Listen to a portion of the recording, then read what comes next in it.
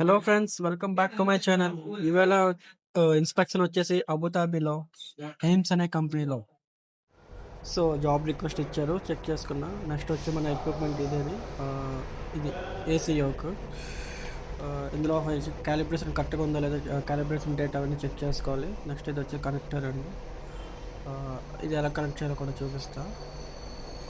Simple అని just 3 jar pin ఉంటుంది, దాన్ని పర్ఫెక్ట్గా అసెంబుల్ చేసి స్క్రూ రొటేట్ చేయడమే, అదే అని సింపుల్.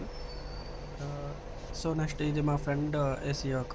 మొత్తం 3 మెంబర్స్ వచ్చాం, మరి 2 యోక్స్ యూజ్ చేస్తున్నాం. ఇది వచ్చి ఎవ్రీథింగ్ ఇంపార్టెంట్ అంటే gloves, specs, mask, helmet, everything important, safety important కాబట్టి. ఇవి వచ్చే కెమికల్స్ WCP2, బ్యాచ్ నెంబర్, ఇంకా దీని డేట్ కూడా చెక్ చేసుకోవాలి, ఎక్స్పైరీ డేట్ అవన్నీ. ఇది వైట్ కాంట్రాస్ట్ పెయింట్ అది. నెక్స్ట్ వచ్చేసి 7HF బ్లాక్ ఇంక్ అని కూడా పిలుస్తారు.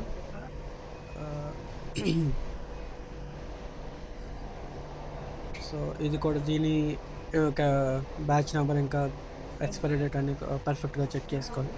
నెక్స్ట్ ఇది వచ్చేసి మా జాబ్ అండి.